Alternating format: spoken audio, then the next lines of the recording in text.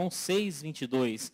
No dia seguinte, a multidão que ficara do outro lado do mar percebeu que aí havia um único barco e que Jesus não embarcara nele com os discípulos, mas que estes haviam partido sós. Então outros barcos chegaram de Tiberíades, perto do lugar em que comeram o pão, tendo o Senhor dado graças. Percebendo a multidão que Jesus não estava ali, nem os seus discípulos, tomaram os barcos e foram para Cafarnaum à procura de Jesus. Encontrando-o no outro lado do mar, perguntaram-lhe: Mestre, quando chegaste aqui? Respondeu Jesus: em verdade vos digo, que me buscais, não pelos sinais miraculosos que vistes, mas porque comestes do pão e vos fartastes. Versículo 51. Eu sou o pão vivo que desceu do céu. Se alguém comer deste pão, viverá para sempre. Este pão é a minha carne, que eu darei pela vida do mundo. Então os judeus começaram a discutir entre si: como nos pode dar este homem a sua carne a comer? Jesus lhes disse: em verdade vos digo, que se não comerdes a carne do Filho do Homem e não beberdes o seu sangue, não tereis vida em vós mesmos. Versículo 60. Muitos de seus discípulos, ouvindo isto, disseram: duro é este discurso, quem o pode ouvir? 66. A partir de então, muitos dos discípulos voltaram atrás e já não andavam com ele. Então perguntou Jesus aos 12: não quereis vós também retirar-vos? Respondeu-lhe Simão Pedro: Senhor, para quem iremos nós? Tu tens as palavras da vida eterna. Aleluia. Eu queria nesta manhã falar sobre o consumidor espiritual. Vocês já ouviram falar nele? Não? O consumidor espiritual. Por que estou falando sobre isso? Porque hoje nós vivemos um tempo em que houve já um grande avanço das leis, dos direitos. As pessoas têm conquistado direitos, muitas vezes com grande esforço, não é mesmo? Com muita luta, conforme dizem aí os sindicatos. E um desses ramos do direito que se desenvolveu muito é o direito do consumidor. Então nós vivemos hoje um tempo em que o consumidor, ele tem poder. Não é verdade? Há um tempo atrás, você adquiria um bem e se ele tivesse um defeito, o problema era seu. Hoje não. Hoje você tem uma série de direitos. Então, o consumidor hoje tem poder, porque é o consumidor que movimenta a economia. Não é verdade? Então, temos aí o Código de Defesa do Consumidor, e em muitos estabelecimentos comerciais você tem uma cópia para você consultar, para você ver na hora se o seu direito está sendo atendido ou não. Com isso, o que acontece? O consumidor, ele se torna cada vez mais exigente. O consumidor exige um nível cada vez maior de qualidade dos produtos e dos serviços que ele adquire. Se esse nível de qualidade não é atendido, meu Deus do céu, o consumidor reclama, não é verdade? Reclama, e muitas vezes com razão. O que mais? O consumidor volta para devolver a mercadoria, quer outra no lugar. Muitas vezes quer o dinheiro de volta. Então a Joyce passa por algumas situações, né, vendendo sapatos e bolsas. Depois você me dá minha comissão, não? Porque às vezes a pessoa usa o sapato durante um mês e volta para trocar. Não é verdade? pessoa volta, soltou aqui, atira. Tá, mas estou vendo aqui que esse sapato foi comprado há 1 mês atrás. Usou 1 mês e ainda acha que tem direito de trocar. É o poder do consumidor. E muitas vezes o consumidor tem razão. Então ele exige a troca do produto, exige o dinheiro de volta. Mas sabe qual que é o terror do lojista ou do empresário? É que o consumidor tem o poder de trocar de fornecedor. Aí é que é o problema. Não compro mais com você, não volto aqui mais. Vou comprar o seu concorrente. Aí está o ápice do poder do consumidor. E, por exemplo, a gente tem aí as TVs por assinatura. Então, o consumidor está aprendendo a usar o seu poder. O meu contrato termina agora em janeiro. Então, beleza, eu vou telefonar para lá, falar, o que vocês vão me oferecer para eu continuar? Eu tenho uma proposta do concorrente. O concorrente vai cobrar 50% a menos. É o poder do consumidor. Agora, o que a igreja tem a ver com isso? O que o evangelho tem a ver com isso? Porque essa atitude de consumidor, ela é levada para outras situações da nossa vida. Ela sai do comércio e muitas vezes é levada para outros setores, como por exemplo, dos relacionamentos pessoais. E às vezes você não percebe, mas essa lógica, ela está sendo transferida para os relacionamentos pessoais. E eles muitas vezes se tornam relação de consumo. Isso é uma coisa que acontece inconscientemente, mas preste atenção para ver se não é verdade. Relações de consumo. Cuidado, moça. Cuidado. Porque o rapaz que está atrás de você pode estar te vendo como um produto. Ele quer apenas uma relação de consumo. Mas graças a Deus, nem sempre é assim. Temos aí muitos jovens que são servos do Senhor. Mas você percebe isso quando? Na intimidade. Se o jovem ele quer passar do limite ou não. É aí que você vê se ele quer uma relação de consumo com você ou não. Toma cuidado, porque se você for um produto, você pode ser consumida. Relação de consumo. Muitas vezes a pessoa só quer a satisfação dos seus interesses e das suas necessidades. Mesmo que não esteja na hora, mesmo que não seja do modo correto. E o que acontece? As empresas estão fazendo o quê? Contratos com cláusula de fidelidade. Não é isso? Não tem agora o cartão fidelidade? Porque veja a semelhança entre a relação de consumo e os relacionamentos pessoais. Será, meu Deus do céu, que nós vamos ter que fazer cartão de fidelidade para o casamento? Não precisa, meu irmão. Você já fez um voto no altar. Você não tem uma relação de consumo com a sua esposa, com o seu esposo. E o que acontece? Essa exigência do consumidor, ela vem para o relacionamento. Então, muitas vezes fica uma exigência extrema. Você tem que me atender. Você tem que me atender como se eu fosse um consumidor.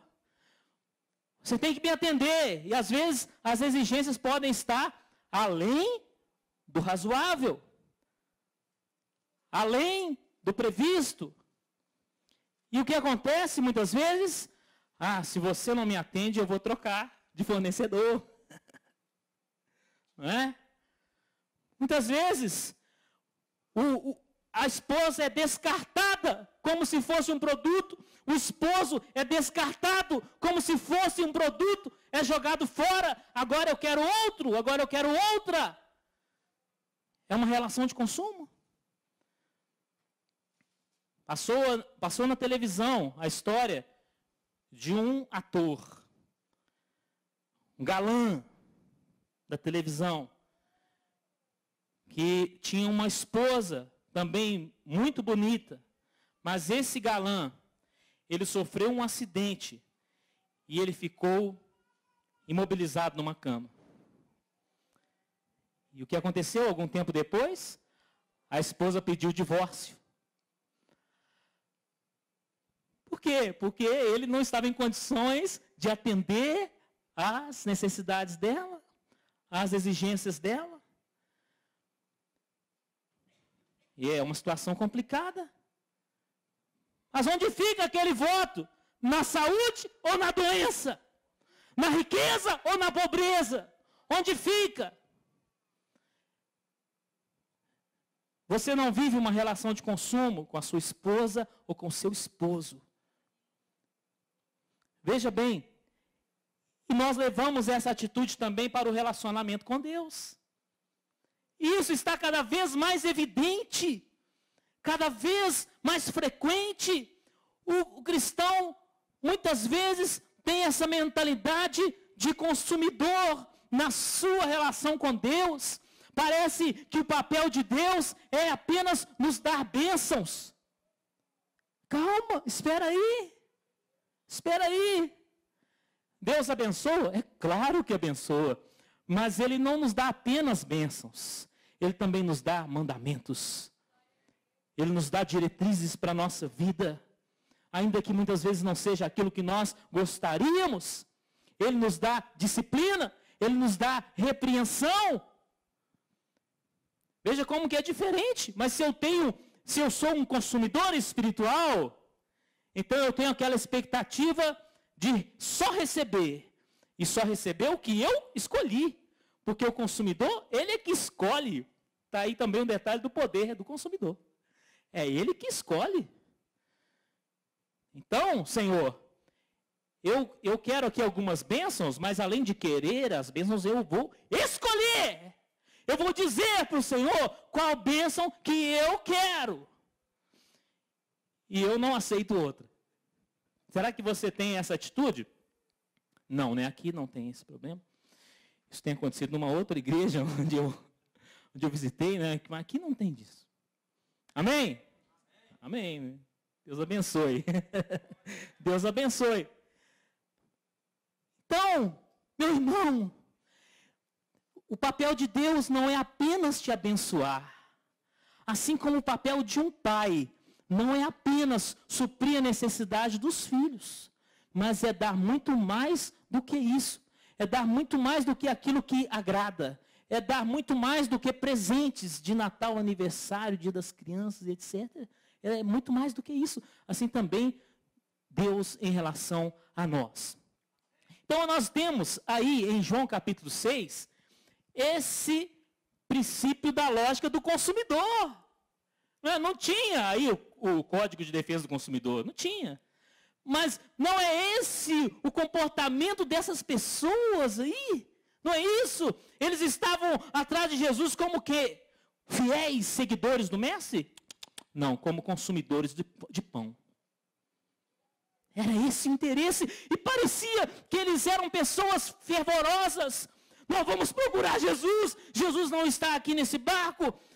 Meu Deus, onde será que Jesus está? Nós precisamos de Jesus. Vamos atravessar o mar, se preciso for. Mas nós vamos encontrar Jesus. Que bênção, né? Bênção coisa nenhuma. Eles estavam atrás de Jesus, movidos apenas pela cobiça.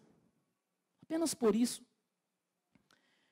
Então, nós temos aí o raciocínio do consumidor. Eles estavam atrás de Jesus, querendo mais pão. Porque Jesus tinha multiplicado o pão para eles um pouco antes. Estavam apenas ali querendo mais pão.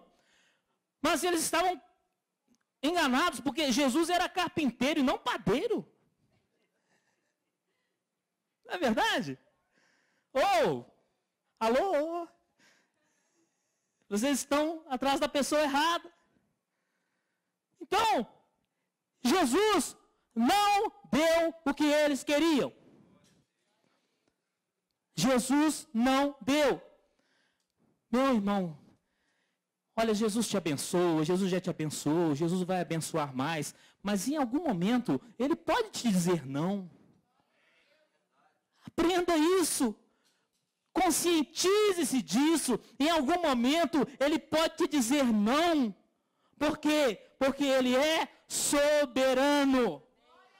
Nós não somos consumidores espirituais. Jesus não é um balconista para nos atender em tudo que nós queremos. Não, ele não é. Então, além de Jesus não dar o que eles pediram, ele ainda ofereceu o que eles não queriam. Ele não deu o pão natural. E ainda falou, olha aqui, eu sou o pão vivo que desceu do céu.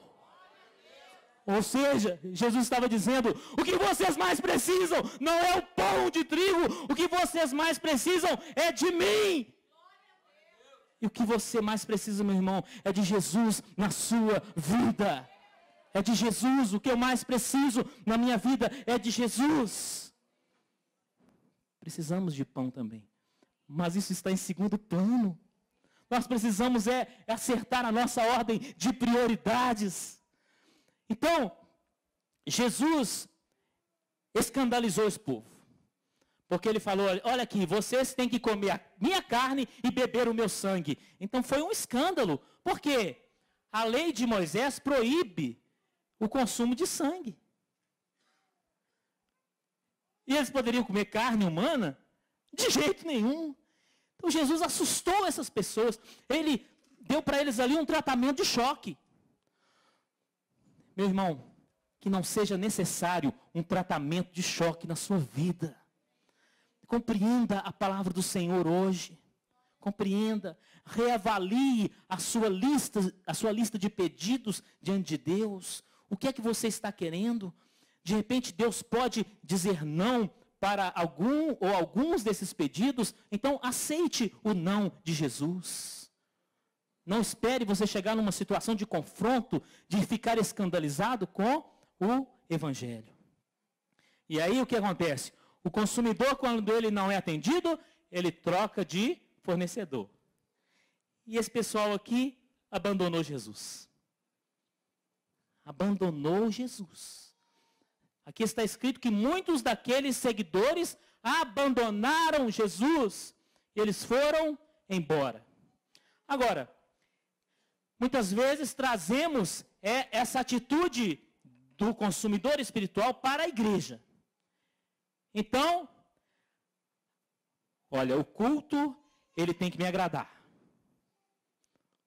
O culto tem que ser do jeito que eu gosto. O louvor tem que me agradar. A pregação tem que me agradar. Porque eu sou o consumidor espiritual. Não! Para quem é o culto? Para quem é? Para quem é o culto? É para Deus. É para Deus. O culto não é para mim. O culto não é para você. Olha, você vem aqui. Não é para assistir um culto. Você vem aqui para prestar um culto ao Senhor. Veja como que é diferente. Não é isso? É muito diferente. Aquele que vem assistir o culto é o consumidor espiritual. Deixa eu ver o que vai ter no culto hoje. Deixa eu procurar saber. Quem vai pregar? Dependendo de quem for, nem vou lá. Deixa eu ver quem é que vai ministrar o louvor. Dependendo de quem for, eu nem vou lá. Será que isso é a atitude do consumidor espiritual? Agora você deve dizer assim, eu vou cultuar ao meu Deus. Eu vou ali para adorar ao Senhor. Então, o culto, ele pode te agradar, mas o propósito não é esse. Entendeu? Você não tem que ser necessariamente desagradado.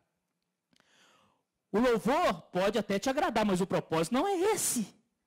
Nós precisamos ver para quem é o culto. Então,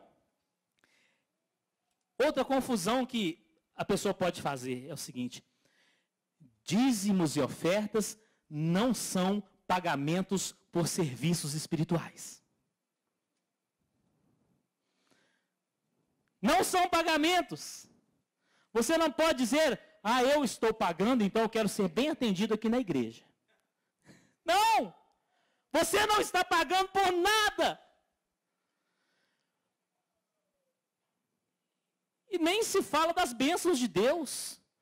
Jamais pense que você é capaz de pagar pela menor das bênçãos de Deus. Não somos capazes de pagar. Tudo que nós temos foi pago por Jesus na cruz do Calvário.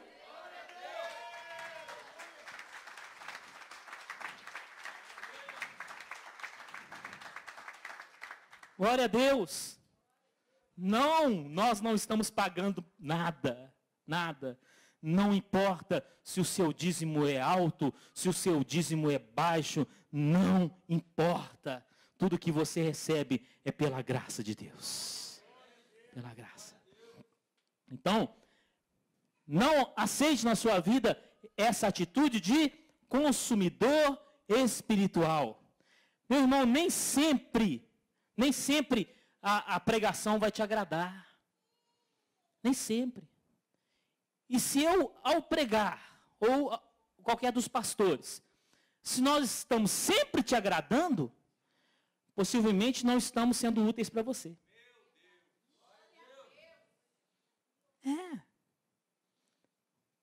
Como o pastor disse aqui hoje, se você teve a sorte de alguém mostrar o seu erro, você é um felizardo. Desagradou, mas ajudou, mas foi útil. Então, a pregação não tem que sempre te agradar, não, muitas vezes ela tem que te desagradar. Então, a pregação de Jesus aí em João 6, ela desagradou, ela foi ofensiva para aquelas pessoas. Mas Jesus não pecou.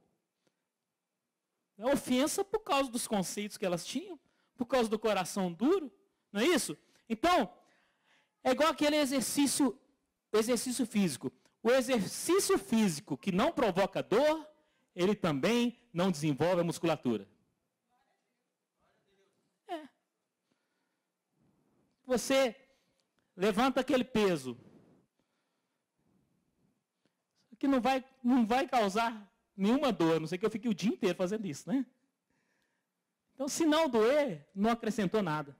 Então, muitas vezes, a palavra de Deus, às vezes, ela tem que doer, para ela ser útil para nós. Muito bem. A igreja, meus irmãos, não é uma empresa prestadora de serviços espirituais. Isso tem se tornado a lógica de muitas pessoas atualmente. Então, você corre o risco de se considerar um cliente da igreja. Misericórdia, você não é cliente, não. A igreja não é prestadora de serviços. E o que acontece mais com o consumidor espiritual? Ele não faz nada na igreja. Não faz nada. Quando você vai a uma loja, você passa um pano no balcão, você varre o chão, faz cafezinho. Você faz isso? Você ajuda a organizar a mercadoria nas prateleiras? Você faz isso? Não, porque afinal de contas você é o cliente. Você está ali para ser servido. Assim, eu estou pagando. Assim, o consumidor espiritual, ele é um cliente da igreja. Então, ele não exerce aqui nenhuma atividade, porque ele está aqui para ser servido. É lógico que não queremos que um novo convertido comece a trabalhar na igreja, assim como não damos trabalho para um bebê, não é? Mas se você não é um bebê espiritual, meu irmão, você tem que trabalhar. Você tem que trabalhar. Porque você aqui não é um cliente. Amém? Glória a Deus. Agora, essa atitude, onde ela leva? Às vezes o cristão ele se torna muito exigente com a igreja. Quer prestação de bons serviços. Não é? Ele espera determinadas bênçãos como se fosse uma consequência lógica do evangelho. Aí, se isso não acontecer, tem gente que vai até no PROCON. Tem gente que entra na justiça contra a igreja para pedir devolução do dízimo. Isso é uma coisa tão absurda que poderia ser uma invenção minha. Mas não é. É fato. Fato. Então, que não seja este o seu raciocínio. O dinheiro que você traz não é para a igreja, é a sua oferta ao Senhor. Amém? E se você um dia pedir de volta, você vai receber também o diploma de consumidor espiritual. Agora, você sabe onde acaba o poder do consumidor? Sabe? No hospital. No hospital acaba o poder do consumidor. Por quê? Você vai ali para ser atendido e só vão fazer o que te agrada. É isso? Acabou o poder do consumidor no hospital. Não quer dizer que ele não tenha direitos. Ele tem direitos, mas ele não tem aquele poder que ele tinha no shopping. Acabou. Ele vai ser submetido ali a procedimentos nem sempre agradáveis, muitas vezes ruins e por vezes terríveis. Nós sabemos disso. A começar dos exames. Não é isso? Exames. Exames desagradáveis. Exames, muitas vezes, invasivos. E os diagnósticos? O diagnóstico tem que te agradar? Não, ele tem que ser verdadeiro. Tem que ser verdadeiro. Você vai ouvir o que não quer, mas você vai ouvir a verdade. E o remédio tem que ser doce, não é isso? Nem sempre. E às vezes é injeção. E algumas vezes é necessária uma cirurgia. Então, no hospital acaba o poder do consumidor. Mas tudo isso é para o seu bem. A igreja não é o shopping center de Jesus. A igreja é um hospital espiritual. Então, prepare-se para receber, muitas vezes, um diagnóstico que não vai te agradar. Mas você precisa ouvi-lo antes que seja tarde demais. Antes que essa doença destrua a sua vida. Então, às vezes, um casal está namorando e chega alguém e dá um diagnóstico. Olha, moça, sai fora desse relacionamento, porque isso não é de Deus. Preste atenção nesse diagnóstico, porque depois pode ser tarde demais. Agora, finalizando, o que nós precisamos? Mudança de atitude. Mudança de atitude. Nós não somos consumidores espirituais, nós somos servos do Senhor. Eu sou um servo. Vamos aí assumir esse título. Esse é o título que nós precisamos. Somos servos do Senhor. E se nós somos servos, aí muda tudo. Muda tudo. Se o culto me agradou, glória a Deus, que bênção. Se o culto me desagradou, glória a Deus, que bênção. Eu estou aqui para servir. Em Romanos 11:36, está escrito, porque dele, por ele e para ele são todas as coisas.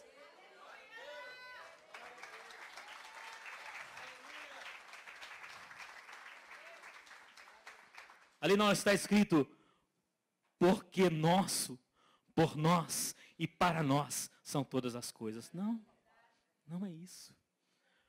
O homem não é o centro do Evangelho. A não ser que esse homem seja Jesus Cristo. Então vamos mudar a nossa perspectiva. Tudo é do Senhor. Tudo é para o Senhor. Nós estamos aqui para servi-lo. Nós mesmos pertencemos a Ele. Então, não venhamos aqui com uma lista de serviços para Deus realizar. Venhamos aqui para agradecer ao Senhor. Você pode fazer pedidos? Claro que pode. E você pode ouvir um não como resposta? Claro que pode.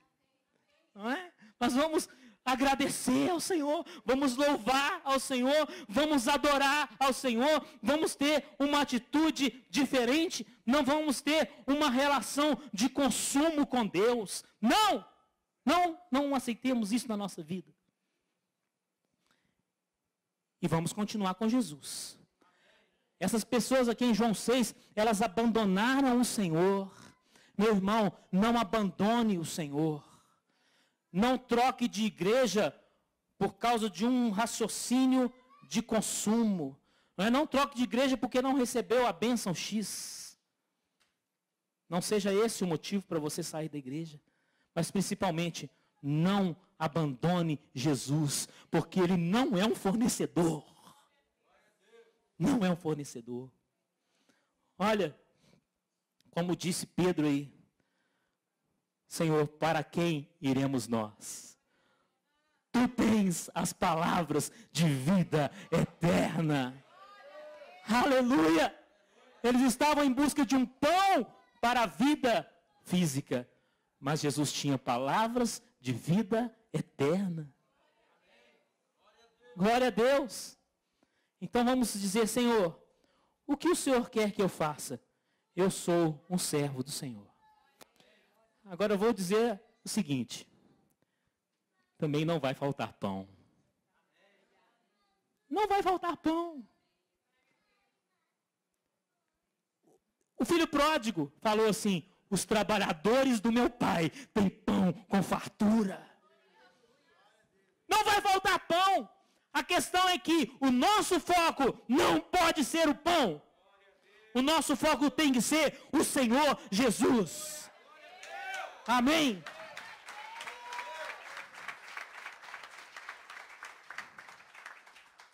E depois o Senhor vai dar pão, vai dar bolo, presunto, mortadela, é isso? Panetone de chocolate com requeijão cremoso. É bom, acreditem. Mas o Senhor pode nos dar tudo. Nós precisamos colocá-lo em primeiro lugar na nossa vida. Dizer, Senhor, Tu és o pão que eu preciso. O pão vivo que desceu do céu. Amém? Vamos ficar de pé, vamos orar.